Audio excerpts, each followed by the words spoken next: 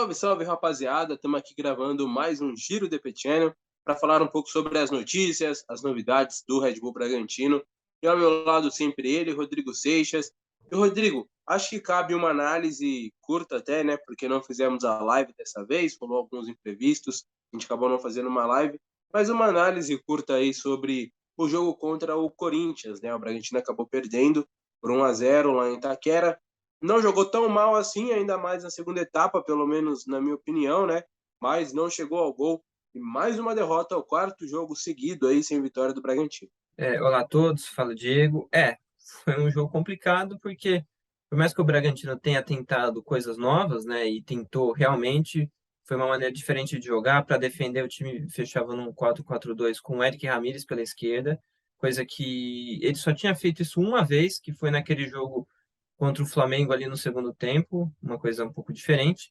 Só que na hora de atacar, o Eric Ramírez ficava mais pelo centro e liberava o corredor para o Luan Cândido.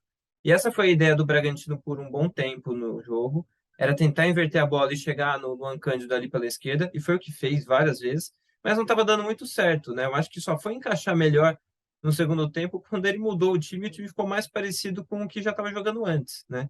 Entrou o Alejandro, entrou outros jogadores ali, o time ficou mais parecido com o que jogava antes, mas de qualquer forma, o Bragantino foi mal onde tem costumado ir do mal, que é na área de defesa, que tem tomado gols por falta de atenção, por falta de algum encaixe melhor de marcação, e no ataque que não tem concluído bem, né?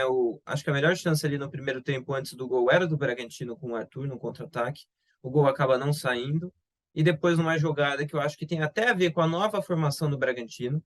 O lance do gol, se você for ver, o Mosquito fica livre, porque o Luan Cândido estava bem avançado ali na esquerda, e não teve ninguém para voltar e fechar aquele espaço. Poderia ter sido o Eric Ramírez, poderia ter sido o Raul, algum outro jogador, não foi ninguém e sobrou um mosquito livre ali para fazer o gol. Então, acho que o Bragantino tentou coisas novas, acho que é interessante o Barbieri tentar coisas diferentes, ele tem feito mais isso nas últimas rodadas, com o próprio Carlos Eduardo de centroavante, mas ainda não funcionou. Então, acho que o Bragantino tem que encontrar melhores soluções, porque por mais que tenha tido pressão no final, tenha jogado melhor aqui naquele finalzinho, ainda não está sendo suficiente. Acho que o Bragantino precisa encontrar melhores soluções e vai ter um jogo complicado agora no fim de semana e vai ter que encontrar essas soluções, talvez de alguma outra forma, ou tentar caprichar melhor nas ideias que já vem tentando, né?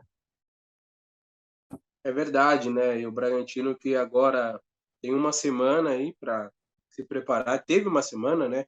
Para se preparar para o duelo contra o Palmeiras, que deve ter casa cheia, né? Realmente, nesses últimos dias a venda de ingressos aumentou muito, até porque nessa última sexta o Bragantino acabou abrindo as bilheterias do estádio, também colocando os ingressos nos pontos de venda da cidade, presenciais, né? Pela internet já estava rolando há um tempo. A torcida do Palmeiras rapidamente já esgotou também os 1.200 lugares ali disponíveis. E vai ser um jogo difícil, né, Rodrigo? Mais um jogo difícil aí para o Bragantino. Não terá o Carlos Eduardo. O Bragantino precisaria pagar uma multa aí ao Palmeiras. Até chegou a fazer uma vez com o Carlos Eduardo, mas dessa vez não vai fazer. Ele nem foi relacionado para a partida e deve ter de volta aí ao time titular o Alejandro. A escalação ela não tem muita novidade, não. Acho que ia dar até para a gente projetar aqui Cleiton, Aderlan, Léo Ortiz e Natan, Luan Cândido, Raul Evangelista e Johan, Arthur, Elinho de volta, cumpriu suspensão contra o Corinthians, e o Alejandro centroavante. Acho que é bem por aí, Rodrigo. Qual a expectativa para esse jogo? E eu acho que o time do Abel Ferreira, até pelo que conversei com torcedores do próprio Palmeiras, né, nesses últimos dias, e vendo as notícias também de setoristas lá do Palmeiras, não deve preservar muitos jogadores, não. Parece que ele vai com a maior parte dos titulares até, talvez um ou outro que esteja mais cansado, até porque casos, por exemplo, que nem o Danilo nem pode jogar no jogo da volta da Libertadores, porque ele pegou dois jogos, não um só depois da suspensão, né? Na verdade, três, né? Que é o jogo que ele foi expulso e mais dois. Então ele não vai poder jogar. Então ele vai jogar contra o Bragantino. Talvez o Scarpa jogue também. Então ele vai apostar, acho que num time bem forte, porque eu acho que ele quer pegar ritmo, né? Ele quer ter um time ritmo e talvez confiança, né? Porque o Palmeiras perdeu o último jogo. Então acho que nesse quesito, acho que o Palmeiras vai vir com força máxima ou perto disso. A não ser que tenha uma surpresa, porque parece que pelo que eu tenho pesquisado também e ouvido de quem acompanha mais de perto o Palmeiras, parece que o Palmeiras vai de titular mesmo, vai apostar bastante nesse jogo. O que para o Bragantino pode ser uma vantagem no sentido de você tentar colocar na cabeça do jogador que ele vai ter uma parte de Libertadores na frente, então o cara pode estar preocupado com outro jogo, mas por outro lado são os principais jogadores, né? O time mais forte, é o time que é o líder do Campeonato Brasileiro, que é atual bicampeão da Libertadores, então tem tudo para ser um jogo bem complicado. O Bragantino já enfrentou algumas vezes o Palmeiras nos últimos anos e conseguiu até que resultados bons, né? Perdeu muitas vezes, mas no, por exemplo, o último campeonato brasileiro no segundo turno, o Bragantino ganhou no Allianz Parque, né? Então, o Bragantino também tem alguns resultados bons contra o Palmeiras nos últimos tempos. Acho que tem tudo para ser um jogo em que a saída de bola do Palmeiras e como o Bragantino vai marcar ela pode ser determinante, né? O Bragantino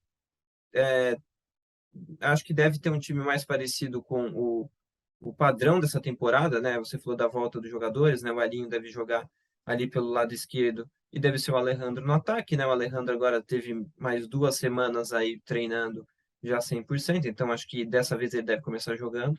E agora ele tem a opção do Eric Popó, né? Ele foi relacionado a primeira vez, de repente ele pode usar ele em algum momento durante o jogo. Segunda vez, né? É que no outro Segunda jogo ele vez. não entrou. Mas agora pela segunda vez, de repente ele pode entrar. Vamos ver se ele joga pelo menos alguns minutos aí. Tem pergunta sobre o Eric Popó depois que eu sei, a gente fala mais sobre ele depois. Mas é um jogo complicado. Mas por outro lado, se o Bragantino fizer uma boa atuação e conseguir um bom resultado, acho que retoma a confiança para o time no restante da competição.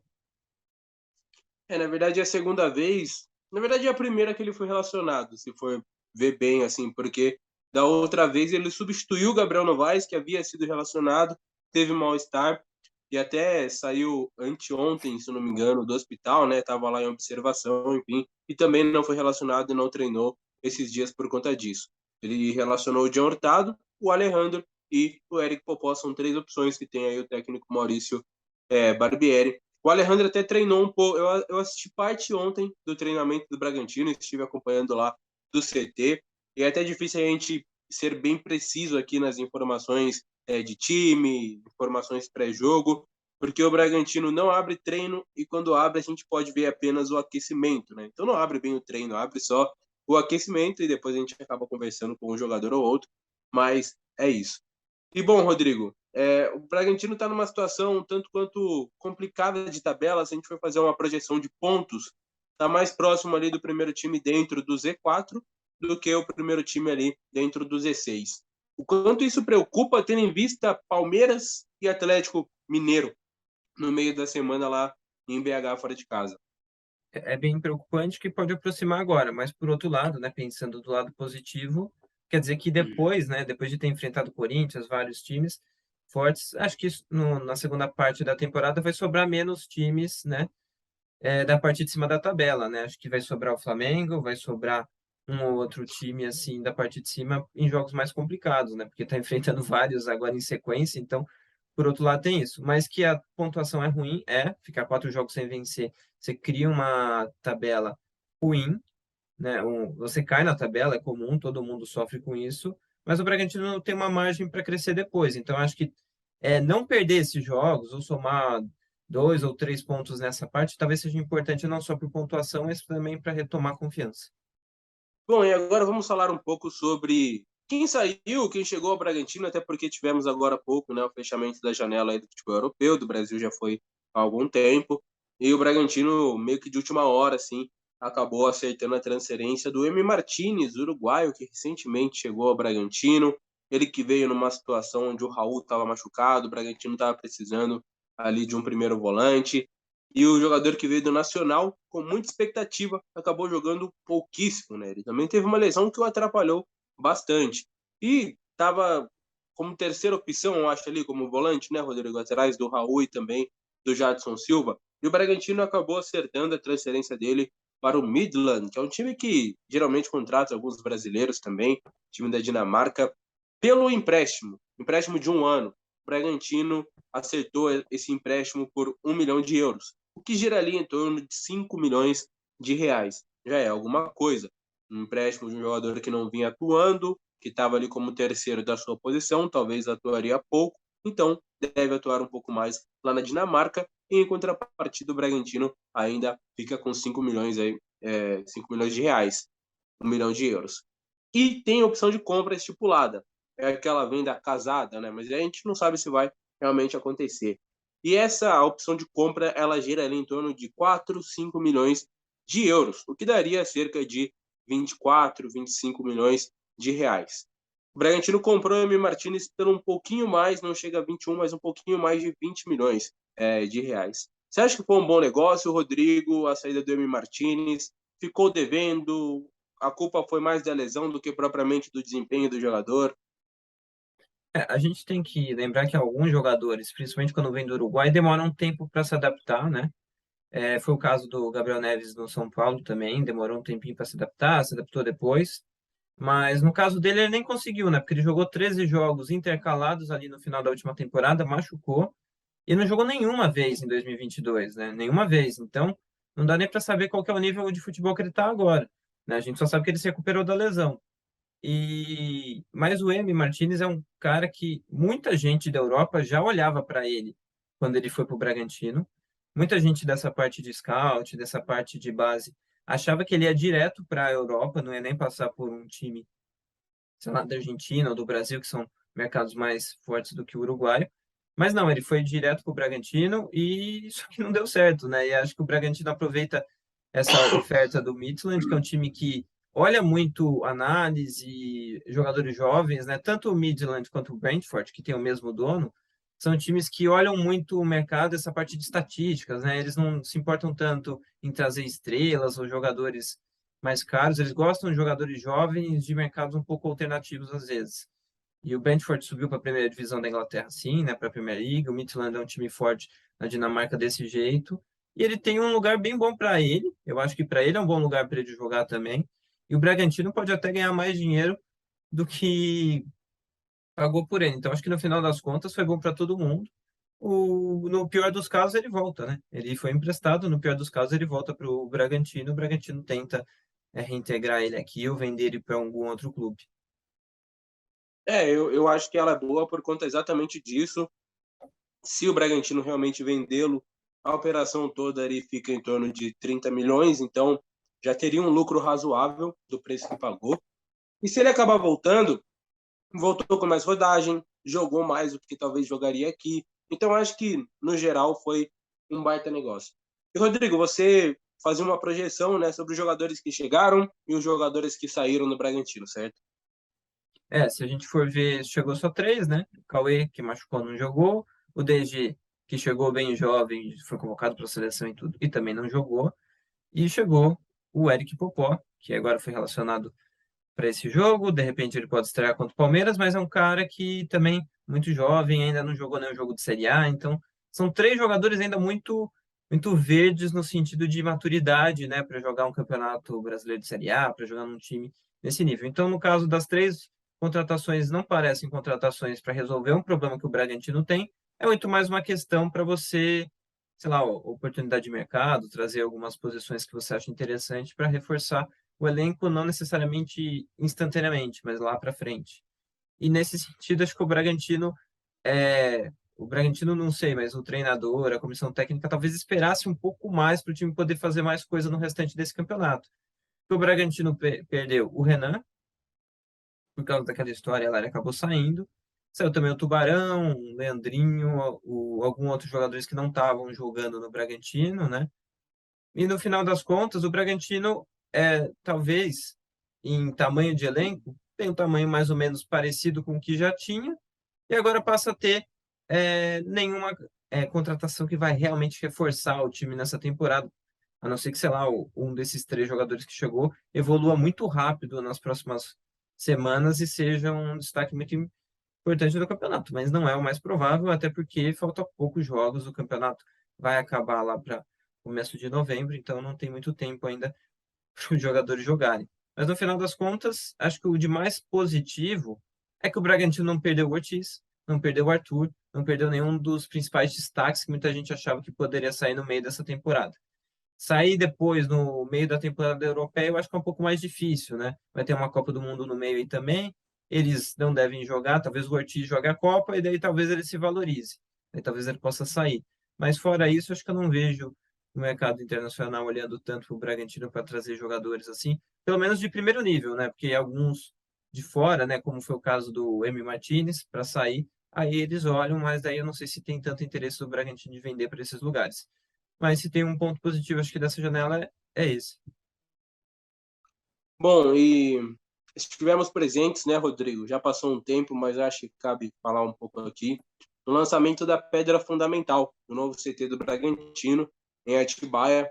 É uma mudança, eu diria até de patamar, assim, do Bragantino, né? Porque vai construir um dos maiores centros de excelência aí da América Latina.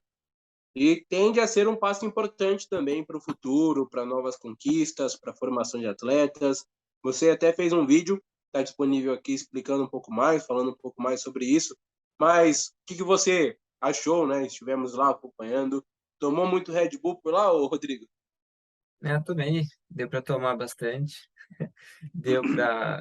Eu só não ganhei a camisa lá no fim. Quando eu fui embora, eu não tinha mais. Fiquei sem. Mas valeu pelo Red Bull, as outras coisas que eu acabei tomando lá, comi também umas coisas. E deu para ter uma noção um pouco melhor de como vai ser isso, né? O clube já tinha apresentado o projeto, já tinha falado um pouco sobre isso, mas a gente vê como esse projeto é para pensar para o time profissional, claro, para você ter um lugar melhor para treinar, porque hoje o Bragantino fica treinando em alguns lugares, não tem um lugar tão bem definido, por mais que use mais a HWT para treinar. Não é um lugar tão fácil de chegar, às vezes a grama lá não está tão boa, o clube acaba usando outros lugares, então ele não tem um lugar tão definitivo e os principais times do mundo têm um centro de treinamento bom, um lugar bem localizado, um lugar com a grama do jeito que você prefere, tudo bem certinho, e o Bragantino está trabalhando para isso. Mas além disso, o Bragantino quer trabalhar a base para você poder ter um melhor aproveitamento de jogadores jovens quando eles forem crescer e poder jogar no time profissional. O Bragantino pensa que gastar dinheiro para construir um CT grande e moderno e um dos melhores da América Latina, como o Diego falou, é mais importante do que gastar toda a temporada bastante em contratações. Porque a longo prazo você pode entregar e ter melhores resultados tendo uma boa infraestrutura, tendo uma boa base e apostando nela.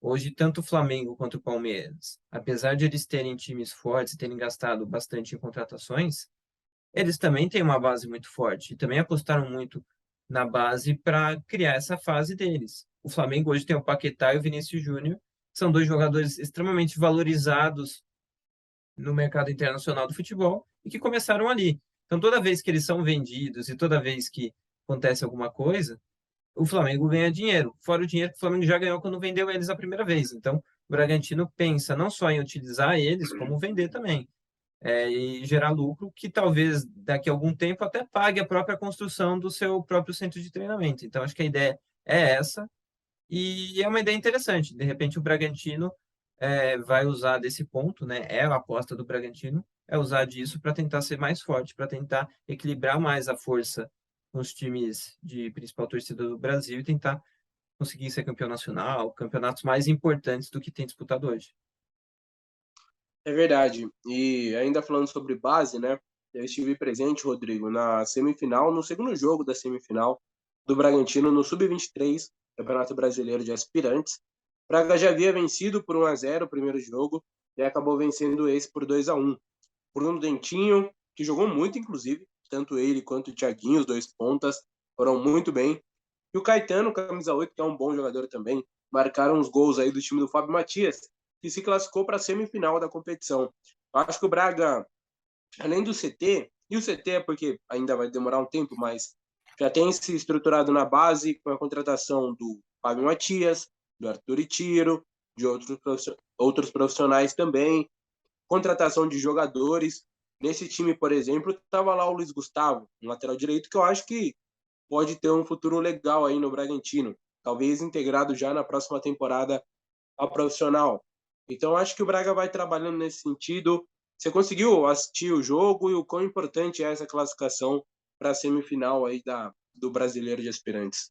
Sim, eu vi, o Bragantino está jogando muito bem. Eu acho que esse time, é importante destacar, que apesar de ele jogar no Sub-23, o time tem a maior parte dos jogadores Sub-20. Então, enquanto os outros times são mais sub-23, com o próprio Vila Nova, que o Bragantino vai enfrentar um time quase que só sub-23. O Bragantino tem um time que é praticamente sub-20, né? O Bragantino ele vai trocando, né? O time do que joga o aspirante entre aspas o sub-20, o que joga o sub-20 entre aspas sub-18, e ele vai seguindo nessa linha sempre quase abaixo da linha da categoria, porque o Bragantino quer aproveitar mesmo para revelar e não só para ganhar, né? Por mais que o Bragantino hoje tem um time que possa ganhar um aspirantes, é um time um dos postulantes ao título, né? Já chegou na semifinal. É um time que precisa principalmente da rodagem e preparar melhor os jogadores da base para poder disputar o profissional logo na sequência. E o Fábio Matias está conseguindo fazer bem isso. O time está bem interessante, com movimentações, entrosamento. O Dentinho ali tinha uma jogada bem interessante, que é o Bragantino começar a jogada pela direita, trazer o time do Paraná ali para deixar o Dentinho livre. O Dentinho ficava livre lá quase toda a jogada. Ele podia até ter feito mais do que um gol, porque toda vez ele aparecia livre ali, o Alejandro dava a bola para ele. Nesse lance saiu o gol, mas ele poderia ter feito até mais do que um gol, ou a bola poderia ter chegado mais vezes ali. Que é o time aproveitando muito bem essa amplitude, atraindo o adversário e se movimentando muito bem. Então, acho que é bem interessante isso. Os profissionais da base são profissionais que o mercado nacional apostava muito, né? O Arthur Itiro estava na base do Palmeiras e o Fábio Matias na do Flamengo. Duas bases que eu falei agora há pouco que tinham alguns dos principais jogadores dessa última janela de transferências, desses últimos anos aí de Brasil. Então, acho que tudo isso tem sentido. Dava para ir primeiro para profissionais, né? Que você contrata o cara é mais rápido e agora vai atrás de estrutura para tentar ser uma das principais do Brasil. Acho que é promissor, né? Até porque a gente já vê que na Europa já funcionou bem, né? Sim, sim. E é isso, né? O que você falou, o trabalho está sendo muito bem estruturado realmente. Bom, Rodrigo, e até ainda falando sobre essa questão da base, você enxerga algum desses jogadores já prontos assim para o pro profissional? Pronto, eu não sei. Eu acho que teria que ter mais teste deles jogando com jogadores na idade de profissional, entre aspas. Mas que tem gente jogando bem, tem. O Alejandro tem uma noção de espaço ali muito boa. O zagueiro lá, o Cauã, que falaram bem dele na última live aqui, fez uma bela atrapalhada ali no final do jogo e saiu um gol bem esquisito ali do Paraná. Então, acho que alguns jogadores talvez precisem de um pouco mais de maturidade para jogar no profissional. Mas dá para ver bastante qualidade, né? O Dentinho é bastante interessante ali pela esquerda, driblando, aparecendo com opção ali, se movimentando bem. O próprio Guilherme se movimenta bem ali como atacante. O Guilherme sai muito do lado, né? Tanto que muitas vezes ele ia para a direita para o Thiaguinho vir por dentro. Então, tem umas movimentações ali muito interessantes. Eu acho que vai depender da carência que o time profissional tiver e de como ele pode se encaixar no time. Como o time profissional está sofrendo um pouco com a ponta esquerda, de repente tentar o Dentinho, algum outro jogador ali, seria interessante para ver se ele rende. E o Alejandro também, né? Joga numa posição ali que o Bragantino tem trocado bastante de jogador. Bom, vamos começar então com as perguntas, né? E a primeira pergunta é do Lucas Salema, e ele pergunta qual seria a grande diferença entre o Munhoz, Vinícius Munhoz, e o Fábio Matias para tamanha discrepância aí dos resultados, comparando a dois com o Campeonato Brasileiro de Aspirantes. Dá para comparar os dois trabalhos? Ou melhor, dá para comparar as duas competições? Eu acho que são momentos bem diferentes, né? Acho que tanto em expectativa quanto em aposta. Acho que o Bragantino hoje está apostando muito mais no aspirantes do que parecia apostar na série A2, né? Quando disputou ali, tanto na questão de jogadores quanto de preparo mesmo. Acho que hoje o Bragantino está mais preocupado com isso, traz um técnico que é mais preparado para esse tipo de categoria. É porque, se você for pensar, por mais que o Bragantino jogue num campeonato que é considerado campeonato de profissional, de aspirantes, assim como é o campeonato da Série A2, é um time de base, né? Que a maior parte dos jogadores é sub-20. Então, é um time de base e o Fábio Matias é um técnico de base, né? Apesar de esses jogos valerem para o profissional, ele é um técnico que acho que conhece melhor esses jovens, essa categoria, essa evolução que eles precisam ter, tanto na parte de entender o que ele está querendo passar, quanto de evoluir eles. E acho que o Fábio tem isso melhor. O time comprou a ideia dele, dá para a gente ver que é um entrosamento muito interessante do time.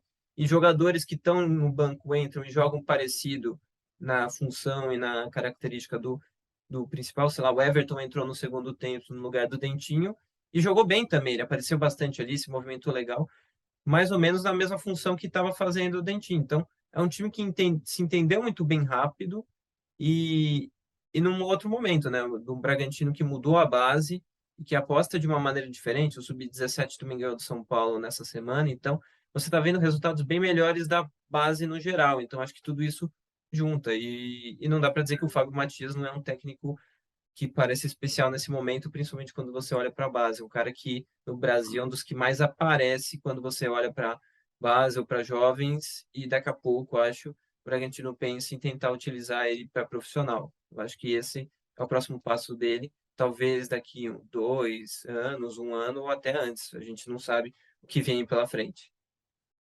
Eu acho que vai depender também aí do futuro do técnico Maurício Barbieri também, né? Já que quando o Bragantino fez a transição ali de técnico, quem ficou à frente foi o Vinícius Munhoz, então acho que é um caminho até meio que natural. Bom, o Franci Clécio, ele pergunta, o Popó nesse primeiro momento, até mesmo em relação ao crescimento, não seria mais interessante jogar mais no 23 do que ficar encostado no profissional? Nesse sentido, sim. É que a gente não sabe o quanto encostado ele vai ficar, né? O Bragantino vem, também se emprestou o Ítalo, né, que era um dos centroavantes. Não sei se confia tanto na questão física do Alejandro para jogar muitos jogos. Daí tem o Hurtado que oscila muito, né? Então, eu acho que a aposta veio para ele ficar no time principal, até porque eles acabaram prestando o Ítalo, mas que ele jogaria mais no Sub-23, isso é verdade. Jogaria, mas acho que eles não quiseram mexer também no time que o Fábio também já encaixou.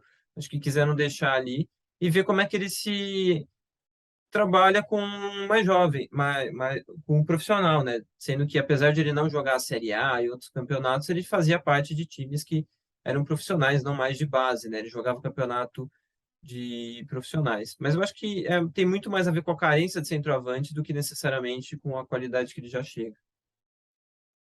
Beleza, então é meio que isso. Tem uma pergunta do Vitor Gabimelo, só deixar registrado aqui, porque ele pergunta sobre o que a gente achou da negociação do Emi Martinez, e a gente meio que já respondeu aqui durante o vídeo.